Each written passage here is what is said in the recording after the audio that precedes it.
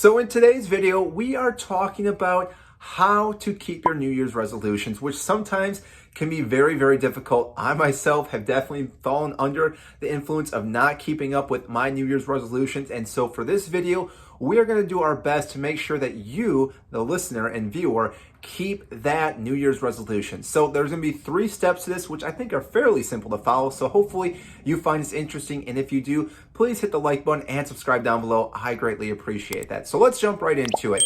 The first one is the KISS. Now, we're not talking about the rock band KISS. We are talking about keep it simple, stupid. For the most part, what this means is that if you have something that's a lot more difficult and challenging, it is going to be difficult to keep doing that said thing over and over and over again. By keeping something simple, there's less friction, and therefore you're going to be able to do that task a lot easier. So let's do an example. An example could be reading. Now, there's obviously multiple New Year's resolutions. We're going to talk about reading in this one. We'll talk about different ones in other sections, but reading in general. Now, most people will say reading's fairly simple. What can be difficult about that? Well, the thing is, you have to sit down. You have to find some time, carve that out, and actually do that reading, which really isn't too difficult, but still difficult to find that time because, as we know, life happens, and therefore you're not going to be able to read those books. So one of the things you can do is listen to audiobooks. Now, I personally think audiobooks is a great way to actually read a book. Now, some people will disagree and say that's not the exact same, but you are still getting the education from that book. Now, why I think this is easy is because you can do anything while you're listening to an audiobook, whether you're driving, cleaning the house, going for a walk, doing anything. You can listen to an audiobook, which is why it makes this thing so much easier and simpler, because even if it is 5 minutes out each and every day, those 5 minutes will add up for you to actually finish that book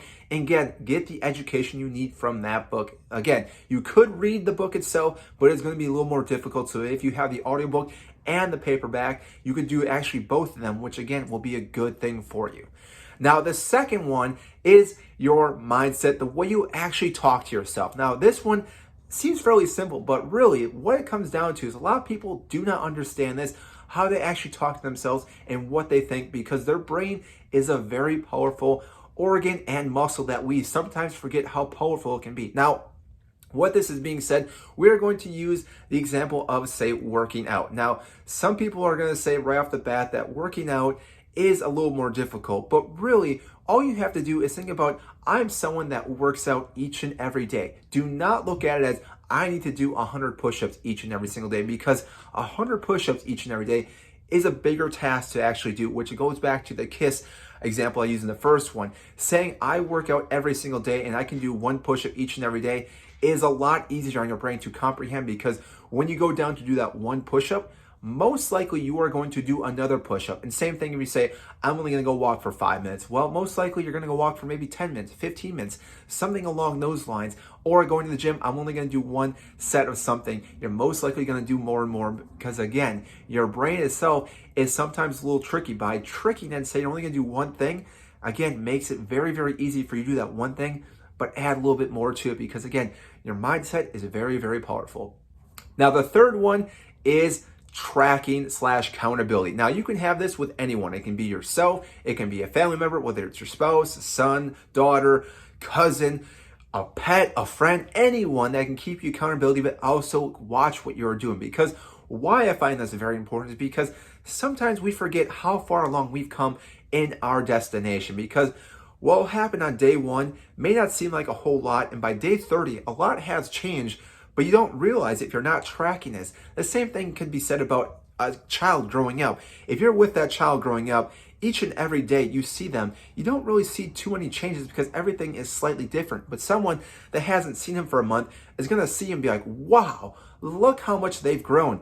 Same thing with anything you're doing, whether again that's reading, exercising, cutting things out. You are going to see a massive difference from day 1 to day 30, but you will only see that if you actually track things down. And when you do this, it almost gives you a boost of dopamine, because again, you're realizing the goal you're trying to achieve is actually happening day by day by day. Small steps go a long distance. Most people, again, jump the gun and think they have to sprint through this entire thing, but really, it is a marathon. The whole year and the whole rest of your life, you're trying to change something, does not happen in just a couple days. It takes a long time for that to happen. And again, you need to keep it simple.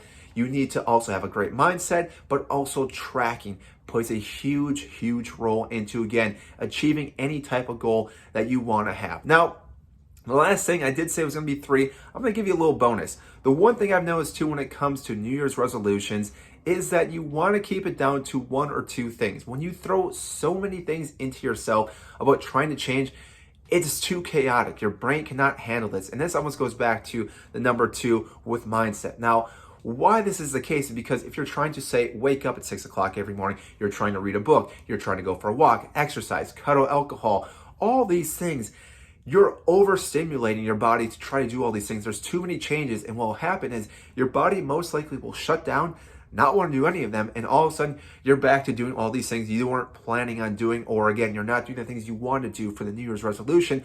And all of a sudden a whole year will go by and the exact same situation will happen next December, where also you're like, man, I wish I would have read these books. I wish I would have exercised. Wish I would have cut all these ex-toxic friends out. All these things make a huge difference. So that is all I have for you today in this video with keeping your New Year's resolutions. I, again, hope you enjoyed this video. Hopefully it was educational.